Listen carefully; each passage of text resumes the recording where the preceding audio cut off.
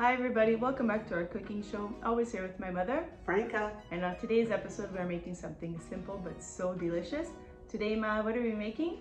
Cherry cheesecake. And we'll show you just how to make it. Coming up next On Love What You Eat.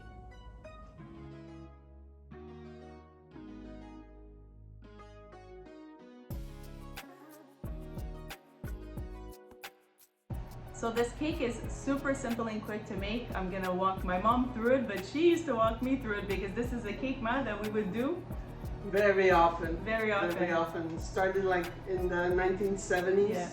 till now. Yeah, so I have very vivid memories of making this simple rendition of a cheesecake. There are so many different ways that you can make a cheesecake. You can put eggs in it, you can put sour cream, so good. So many different variations, so many different textures of cheesecake also.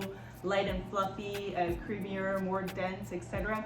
This will be a very rich but more of a dense cheesecake. That's the way we like it. And that's it, and we'll show you how simple it is to make. As you can hear, we already have the oven preheating because you want to prepare your station. This really comes together quickly. We will be basically building the crust from graham crackers and some melted butter. And my mom will show you what type of pan we're going to be using. A 9-inch pan with a raised edge. So you want that raised edge because you want that nice chunk of a slice to come out, and we will be coating this with the crumbs all the way up to the rim. So my mom will have that prepared, and that step has to be prepared before doing the batter, because then once you have the batter, we're pouring in, and this thing is going straight away to bake. All the measurements, directions, step-by-steps, always found in the video description, not to worry. So graham cracker, butter, cream cheese, vanilla bean paste, lemon, condensed milk, and a can of toppings of choice. We are choosing cherries. You can use our recipe if you have your cherries in season, if you're doing this during the summertime. I'll link the video above for you here on the right, where you can see my mom make homemade cherry pie filling. So easy and delicious. Are you ready to make this cake? Very ready. All right, high five, let's get it going. Let's go.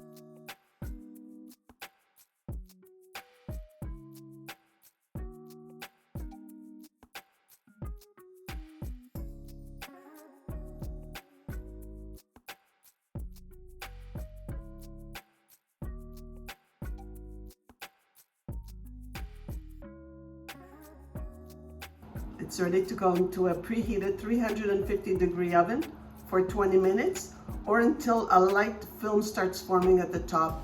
You'll pass your finger and you'll see that it's going to be very smooth if you want. We'll show you that step when it's done. All right, so what you're looking for, it is still very soft to touch, white. You're not looking for it to get any browning or coloring. If you do, it's overbaked. And you can glide your finger. There's a shiny film to it, but it is still very soft. You see that? Still very soft. You don't want to press too much and crack it, but you get a nice glide.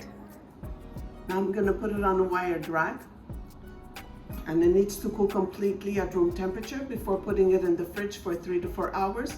Overnight, always best.